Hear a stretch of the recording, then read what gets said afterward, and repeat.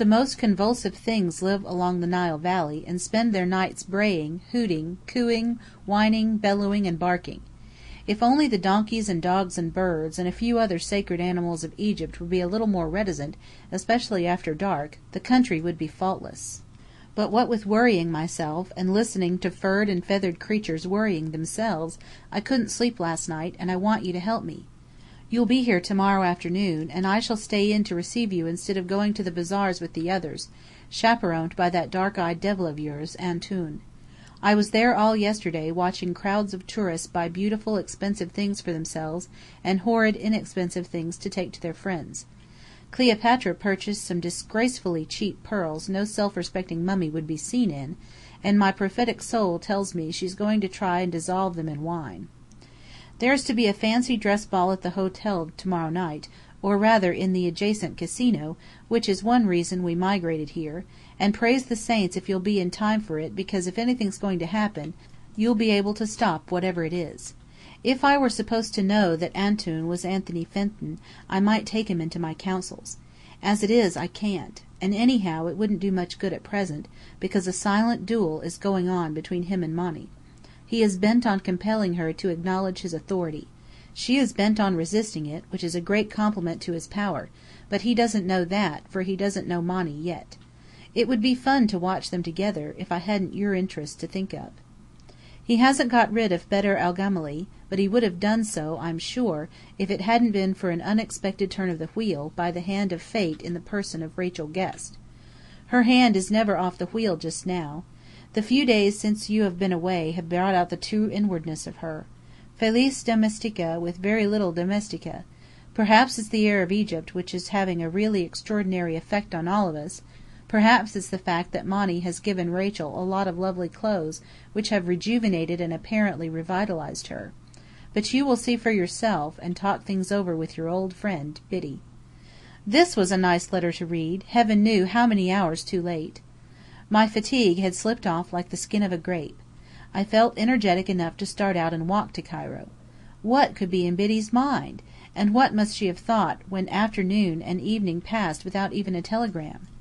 The evening paper, if she had happened to look, would have told her that the Candace had reached Alexandria in the morning, as she expected, and she could neither have guessed nor believed that the whole day could pass without my having a chance to read her letter. I ransacked the writing table drawers for a telegraph form, and finding one had begun to address it when I stopped. The message could not go out until morning. Meanwhile there were Monny's and Anthony's letters to read. One or both might give me some clue to the climax Biddy feared for tonight at the ball. I cut open Monny's envelope, which had on it an alluring sunset picture of the pyramids and the name of the hotel. Hastily I ran through the pages. Not a hint of anything disquieting. If I had read her letter instead of Brigit's, I might have gone to my well-earned rest without a qualm. "Dear Lord Ernest," Miss Gilder addressed me, in a handwriting which to any expert would reveal some originality, more pride, still more conscientiousness, any amount of self-will, and singularly little conceit. An odd combination, but the Gilded Rose is that. She went on. "You asked me to write to you while you were away, and tell you the news, and what I thought about things. But I'm thinking so much and so fast that I can't sort out my thoughts. I suppose it must be so with everyone who comes to Egypt for the first time. Everything fascinates and absorbs me, even more than I had hoped it would, almost too much, I feel sometimes. Your Antoun Effendi is a very good guide, and I am not sorry that we have him, except once in a while. And now and then I'm glad. We're proud of his looks when we go about, for everyone stares at him and envies us for having him to take us about, instead of being condemned to a mere dragoman. Oh, talking of dragomen, you see I will call them that. We still have Bedr, though I know you thought we ought to give him up, and I don't see how we are ever to discharge him now, for he has attached himself to Rachel G. in the most wonderful way. It is pathetic. It began with a talk they had the day you left, about his having been in America, and about religion. She found him half inclined to be converted, and of course her goodness and unselfishness made her long to snatch him like a brand from the burning. He thinks no one ever talked so wonderfully about religion as she does, which she, dear thing, attributes to the fact that she taught Sunday school in Salem. She says if she can have him to work upon, even for a few weeks, she is sure to make him a convert. We haven't wasted a minute since you went away, but have seen sights from morning till night, so as not to have missed anything when we leave Cairo on the Enchantress Isis.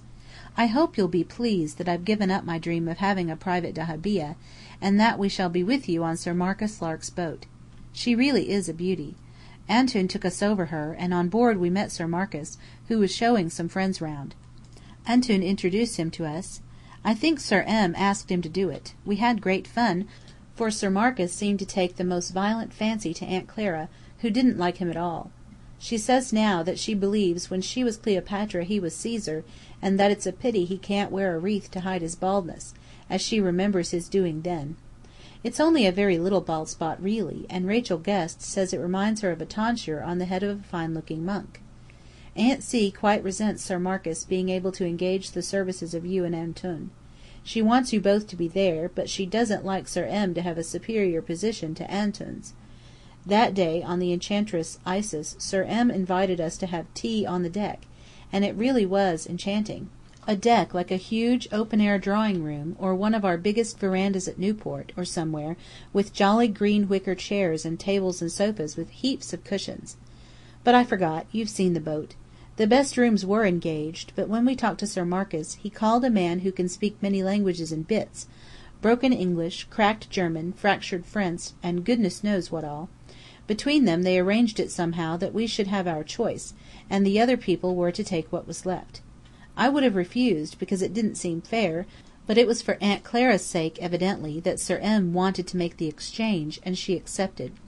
She was as haughty as a queen, but in a rather fascinating, soft way that I think men like. And she was looking beautiful. So is Rachel, as even Biddy admits. I do believe Rachel looks younger than I do, in some new dresses and hats she has. I never noticed before, but I fancy now that we're rather alike. I'm so delighted to see her enjoying herself so much, for you know she's wonderful.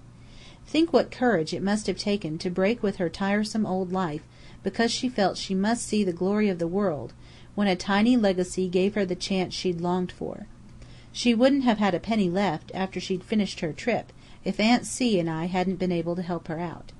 It's a privilege to do anything, for such a brave creature. And I can't bear to think of her having to go back when this is over to the dull round. Perhaps some way out will be found for her. I've fallen in love with Cairo, although, or perhaps because, I still feel as if I were moving in a marvellous picture. Antoun does make it live for us. I will say that for him, though he can be so annoying that at times he spoils everything, and makes me wish you'd won my hat instead of my winning his green turban. I'm dying to find out how you got it. But of course I can't ask him, it would be an infra dig. You must tell me when you come. I think the one he wears now is handsomer though. I wish I could change it for mine. We've been to heaps of mosques, and I can't help wishing we were the only tourists in Cairo. Of course this is a selfish wish, and, as dear Biddy says, it's quite funny to think how each tourist feels that he is the only spiritually minded, imaginative person travelling, that he alone has the right to be in Egypt, that all the others are offensive, vulgar creatures, who desecrate the beautiful places with their presence. But really, you know, it gets on one's nerves, meeting droves of silly men in pith helmets with little white lambrequins looped up, when it would be so much more appropriate to wear the kind of hats they have at home. And some of the women are weird. They have the queerest ideas of what is suitable for Egypt. One friend of Bedr's refused to go about and be seen with the ladies who'd engaged him, as he was the smartest dragoman in Cairo, and had his reputation to keep up. Don't you like that? Even Antoun laughed, which he hardly ever does. He's so dignified I wish his turban would blow off or something. I wonder how he'd look without it, and if most of the charm would be gone.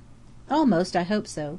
One doesn't like to catch oneself feeling toward an Egyptian, even for a minute, as one does towards men of one's own blood.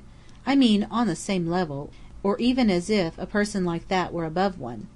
It's just the picturesque dignity of the costume, and the pose, perhaps.